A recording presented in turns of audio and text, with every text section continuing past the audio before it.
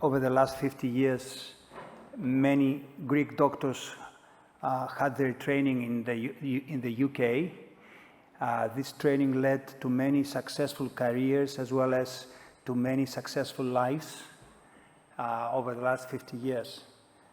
After the Brexit, the UK system got a little bit more closed and more difficult to penetrate. And that's why we have here today the president of the Royal College of Ophthalmologists to address the issue. Before I give him the podium, I would like to let you know that he's a professor, and a senior lecturer in Leeds University. He's been almost 20 years a consultant ophthalmologist in oculoplastics, orbit, and lacrimal diseases. And what I would like to stress out is a Chinese boy coming from Malaysia at the age of 16 in a boarding school, going up to the whole echelon of the difficult British system by itself shows the height and the quality of this man. Bernie Chang on the podium. Thank you.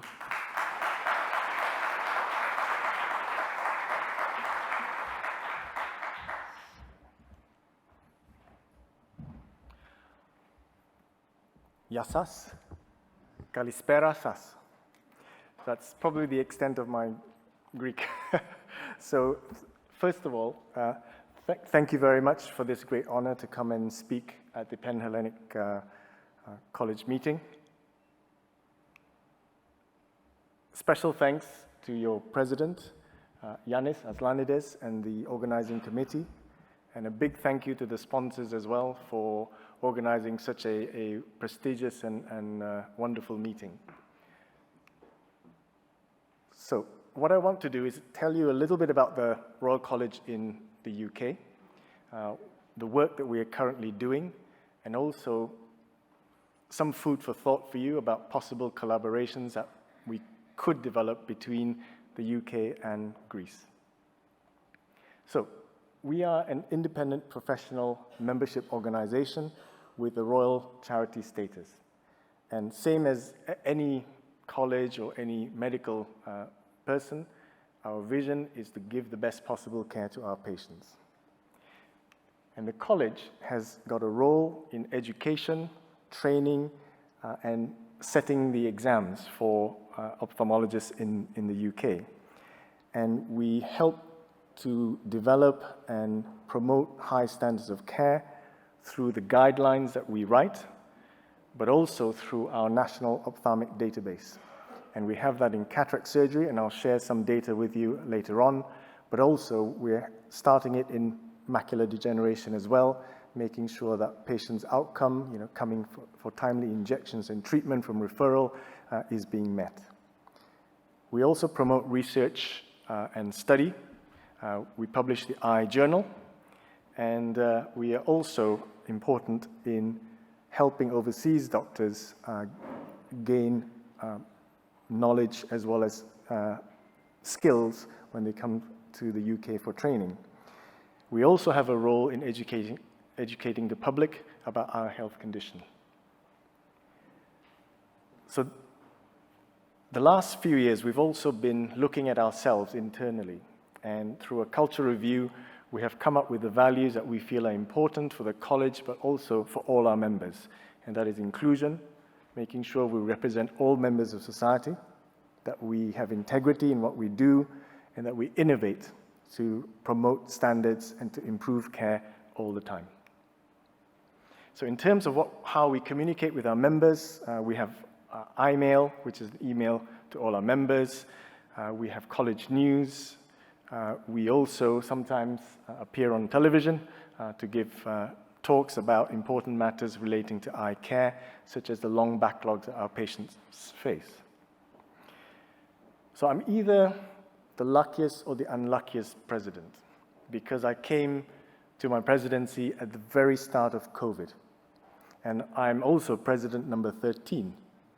So, but I feel actually that I am very lucky, because it was during COVID that the college became more relevant to our members. because we had to write guidelines about how we practice during COVID.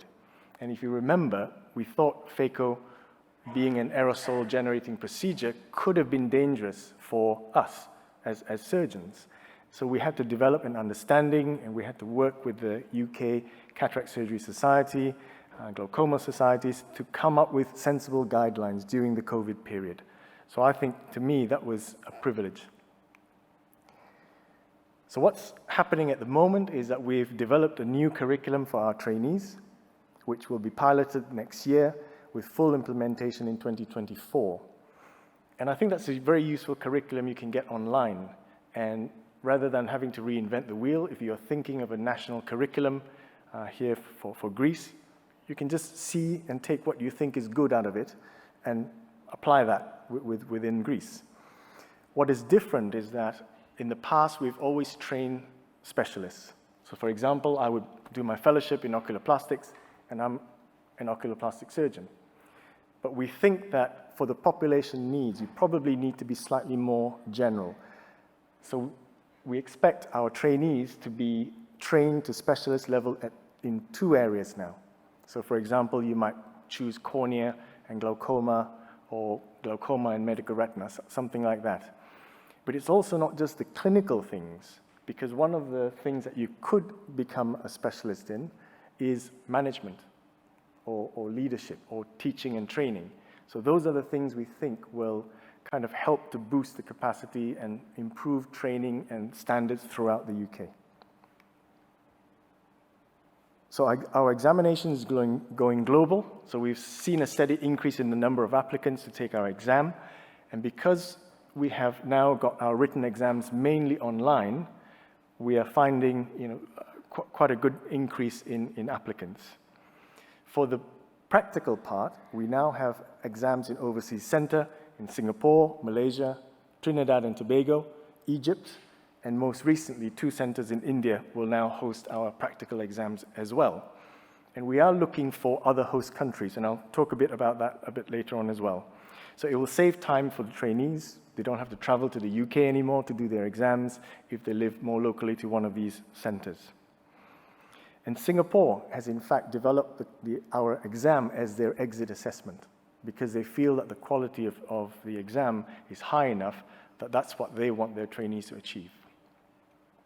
So something useful from the college is something we worked on, the Cataract workforce calculator tool.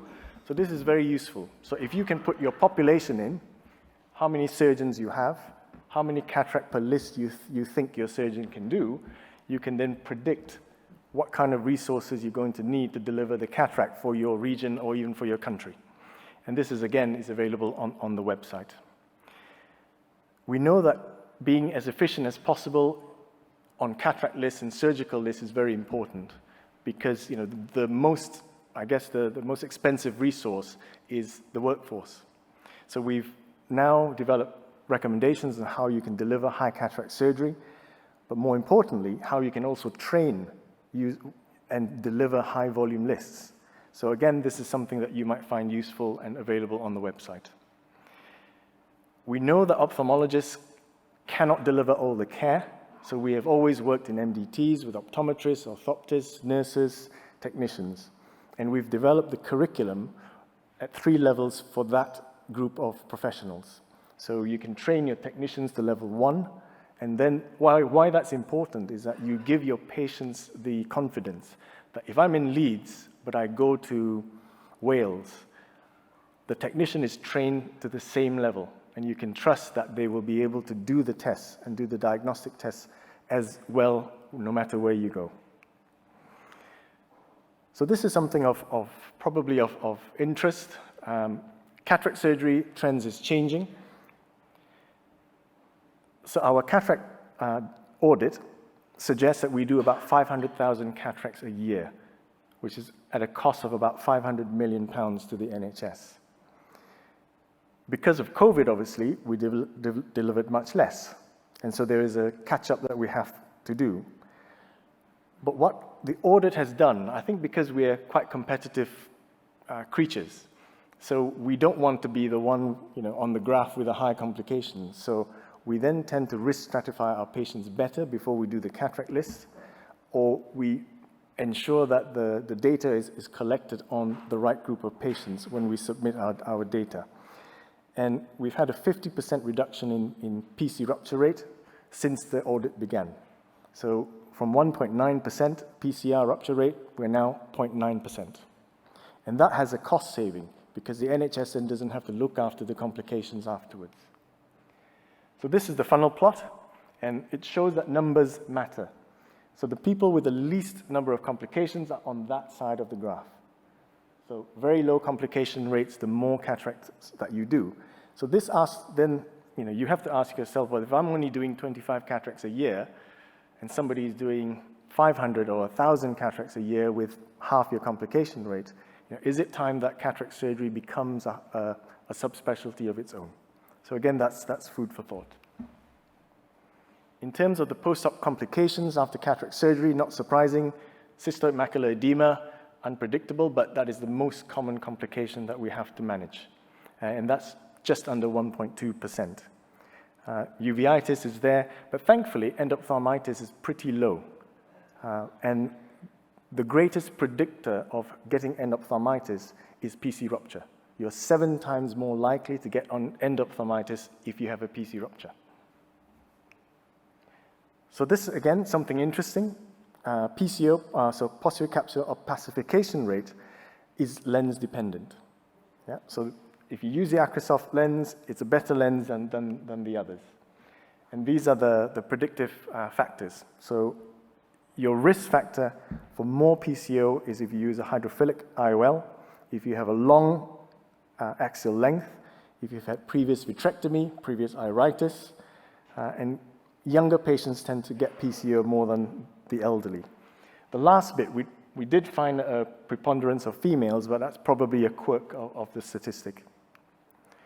So is there an opportunity then for you to use better materials when you do your cataract operation? Again, there's a balance.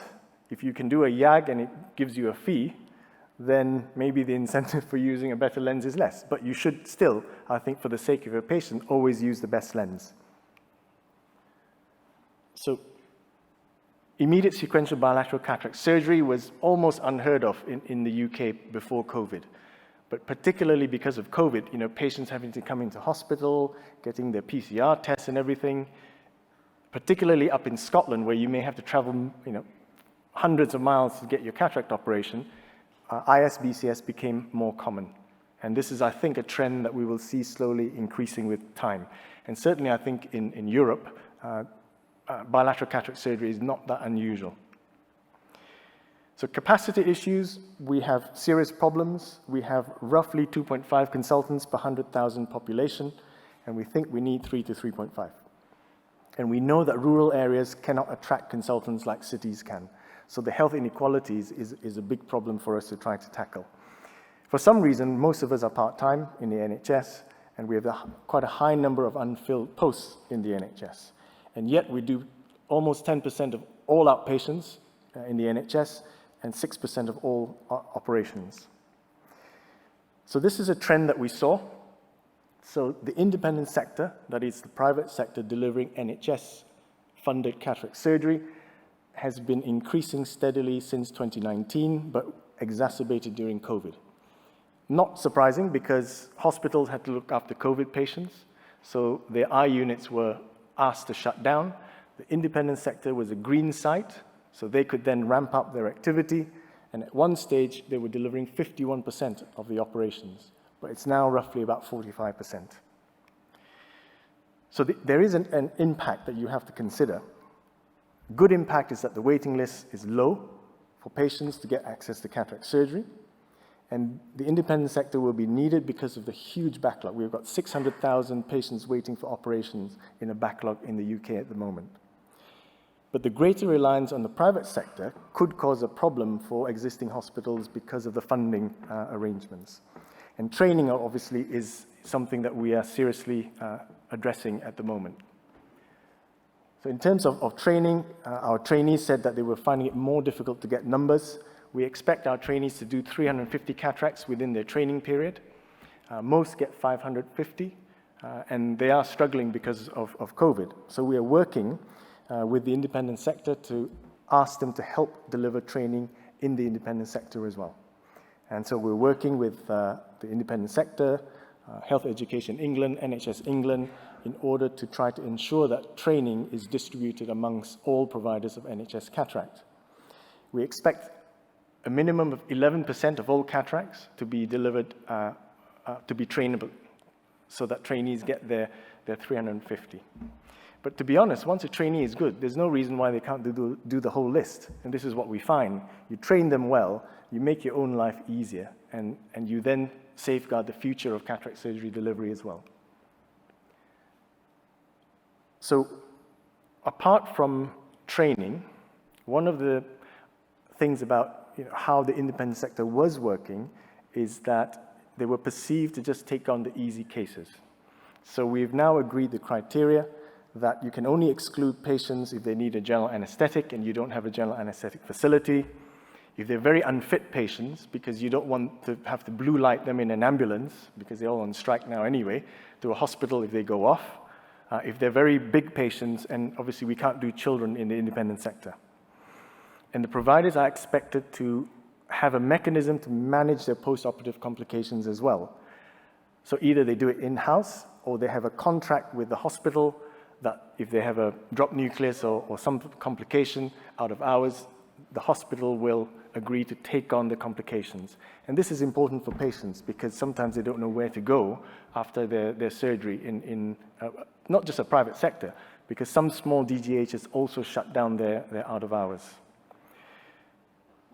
We expect everybody to contribute to the National Cataract Database, and part of that will, I suppose, be used to ensure that the commissioners know that they are paying for a high-quality service. And if they don't submit data, then the commissioners can say, we're not commissioning you or funding you to do the work. The type of work as well that they do and who refers, I think we have to make sure that there is no financial conflicts. So you can't refer to yourself, for example. There should be an independent process that allows patients to really choose where they want to have their cataract operation. So we now go to possible collaborations. So Inspire is our new online learning platform, and it has 26 categories of education, from clinical to teaching to personal development. And this is something we think will be very useful for our members, and we're thinking of opening up to associate members as well. We'll see if the video will run. Interesting case that you can share in the decision-making program, or a lecture you can record and upload. Oh, volume. Λίγο σηκώστε την ένταση του ήχου, παρακαλώ. And sections can be uploaded So with let the me see if I can appropriate increase consents. When you are ready to contribute, collect together the appropriate files, whether they are text or images So we or are looking video. for people to contribute to the program as well. So if you've got a very good lecture that you've delivered before and you want to consider supplying it to help educate others, then there's a way for you to contribute to Inspire. These will be reviewed by one of the editors and incorporated into an appropriate course. We at the college are really Melanie is our excited head about of Inspire, education and we and the hope you are tele-learning too. program. Please And do Rebecca Ford upload is your our contributions chair. now so we can incorporate them into the appropriate materials. I think known to some of you We really look in forward the to audience. you joining us on Inspire. So this is another interesting concept, remote supervision.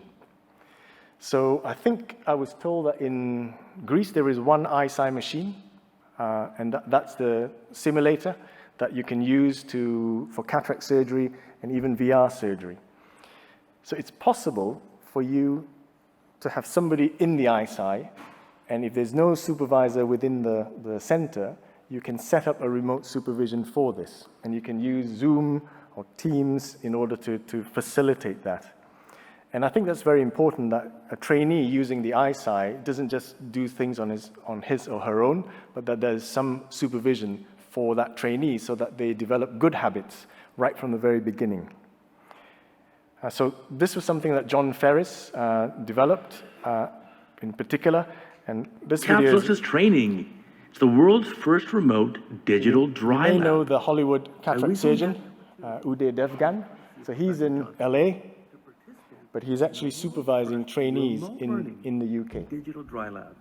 So I was here in Los Angeles, and there were doctors in training in the UK who are using a surgical microscope in their own home and using the internet connection to broadcast to me their creation of a capsulorhexis in a Model I. And I could guide them remotely, and we had a fantastic time. We had a handful of young doctors, all did great and really improved their skills. And I think this is something very important. This is the way you can do things in the future. You can have a coach like me helping you and coaching you from many thousands of miles away. And I want to show you the video. Check this out, and we'll talk more at the end. Remotely supervised capsulorhexis simulation session with Uday Devgan, the cataract coach. Using Zoom video conferencing, we ran this simulation session with 4 trainee surgeons at home in various locations in the UK. Uday was able to join us from LA to give us live feedback and tips on our capsulorhexis techniques, using Model Is from Philips Studio. We used a SEMI-305 microscope with an AxiaCam as the camera feed for the Zoom call, so the supervising surgeon can simultaneously see the microscope feed and discuss methods for improving practice. Being able to pin different video feeds means the trainer can watch multiple surgeries at once, or just one individual feed. Now watch for some clips of our supervision session. And now look at your tip of your forehead, trace the circle, way better. That looks perfect now. And I can do the same thing now, re-grab. And now obviously your base is towards the right and your tips are to the left. Perfect. Yeah, fantastic. And now here at the end, keep tracing it. Don't pull centrally. Keep tracing it like you're doing it. The rhexis even has to go around one more time. Then you'll finish it and you won't be able to see it. But it'll speak there. Now it's perfect. So if you have a spot that's irregular, just encompass it or encircle it with the new rhexis that you want to do. Now I usually do a counterclockwise rhexis, but there's some cases where I go clockwise. It really doesn't make a difference. So really useful because you can have one supervisor and as many as the screen will hold, number of trainees that person can help with. And you can do it from your own theater as well. You can set up with your iPhone a way that you can remotely televise your surgery to a supervisor. So again, Sunil Mamtora, who was our chair of the ophthalmic trainees group, was very instrumental in developing this kind of modern teaching techniques. And we do have somebody from Cheltenham in the crowd as well, Gloucester area. So I'm sure you'll be very familiar with this. Yeah. So I mean, the benefit obviously is if you are able to, and not able to do, get your trainee or trainer with you during office hours, then they could actually set it up at home or go into theater once the theater has finished in order to set up the microscope for supervision to take place. And then the supervisor as well, it's much easier for them to find the time in order to offer the supervision rather than having to rush in clinic or rush in theater to provide that supervision. So the next bit is, how do you get experience to work in the UK? So I think the important statement here is that there is a 2-year post-Brexit window where European qualifications and training remains recognized. Now that 2-year period actually ends in December, but because there are no new arrangements, the recognition will continue until there is an agreement between the GMC or governments as to how they're going to recognize European qualifications post the Brexit era. So in terms of our training, we have a 7-year training program, and most people will enter into OST1, so year 1 of training via a national recruitment. But there are also gaps at year 3 usually for people who have some experience or who may have been working as associate specialists or specialty doctors. And you're able to get in through work visas, either tier 1, 2, or 5. And the dual sponsorship program is one of the programs whereby the college is able to act as a sponsor for some doctors from overseas who are not eligible for GMC registration. The only thing that you do have to get, and still I think this is the case for Greece, is that you have to pass the English exam, but you don't have to do the clinical aspect of it. Another way is if you have the RCOPhth, because it's an exam conducted in English, so that will exempt you from doing any of the PLABS tests that you need. You'll be able to get GMC registration if you hold our college exam. So in terms of the dual sponsorship scheme, which may become more important post-Brexit, is to allow trainees from another country to come for a fixed period to gain experience and knowledge in a specific area. And this is usually something that we offer in expectation that the trainee will then go back to their host country to offer the service there. So in terms of the dual sponsorship, it's actually easier than you think. You know, I don't actually have to know the trainee or the host sponsor from their country, provided I know somebody from their country who's willing to act as a secondary host. But obviously, like if I know Yanis or Nikos and they recommend the trainee, then it's much easier because we actually have a close link. But even that link is not necessary, provided it's somebody that Yanis or Nikos knows and they know the UK sponsor. So CSER, again, for now, the specialty training that you get in Greece is still recognized by the GMC. So you can get on the specialist register at the moment without having to do what we call the CSER, which is the equivalence of specialist registration. But if you need to do that, then you have to demonstrate that the training that you've received in the host country is equivalent to what a consultant gets in the UK. Having the RCOPhth, again, helps with the CSER registration because it tests all aspects of the curriculum. And if you have the RCOPhth, that's one way for you to tick some of the boxes to show that you're able or have been trained to the same level as a UK consultant. But it is quite a tedious process, but not impossible. Alternatively, as Yanis has demonstrated, we have UK trainees coming to you, because the level of expertise that you have is just as great, if not greater, than some of the places we have in the UK. So there could be a cross-fertilization of trainees, those who come to the UK and those from us who come to you to receive their training. So again, this is a possible collaboration. So we come back to the exam now. So as I mentioned earlier, we are holding exams outside of the UK. And the question, I suppose, to pose for the future is, could Greece be a candidate host examiner?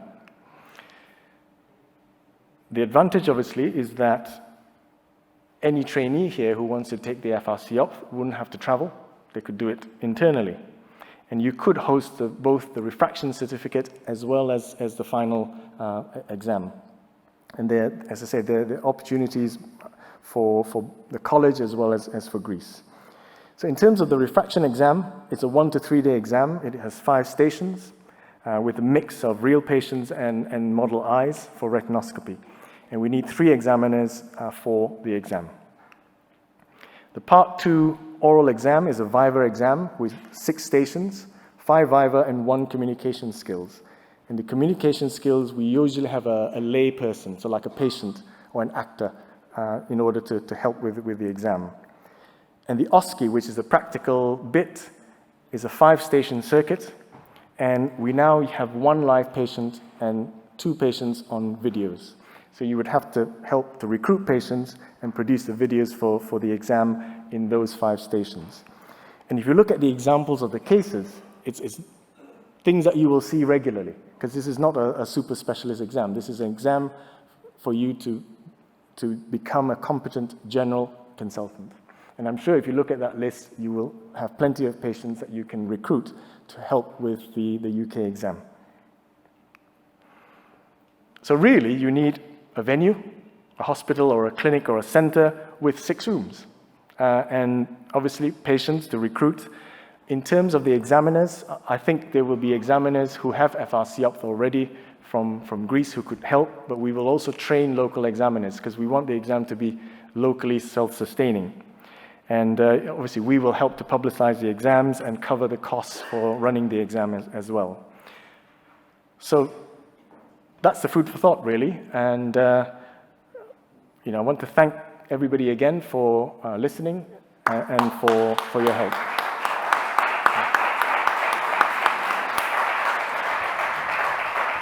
Thank you very much for the enlightening discussion. Any questions from the audience? Ερωτήσεις, ακόμα και στα ελληνικά που πρέπει να μεταφράσουμε. For our youngsters ophthalmologists, you have to remember that when we were young, we had plenty of time in the OR to overcome our problems and our difficulties. Now, the post-COVID era will somehow enforce time restrictions. Is that correct, Bernie? Yes. Yeah. So, yeah, I think at the moment, you looked at the capacity issues that we're facing in the UK, and if you look at the proportion of consultants to the population, we are way under capacity for the demand. So there is still a great need for us to have doctors coming in because we're not training enough internally. Now, that may change as we get more training numbers, but I think it's an opportunity as well for both sides, really, because we can get the workforce that we need from overseas and help to train them. And if they go back to their host country, then hopefully they'll be able to offer a better service. And at the same time, our local population gains because they're able to see a doctor when they want to. And as well as simulated surgery is almost indispensable now before you go to the real training. Is that correct? Correct. So all our trainees have to do a microsurgical skills course before they can touch a live patient. And I think that's really important for the patient. Any questions? Thank you very much, Bernie. Thank you very much again. Very well done. Thank you very much.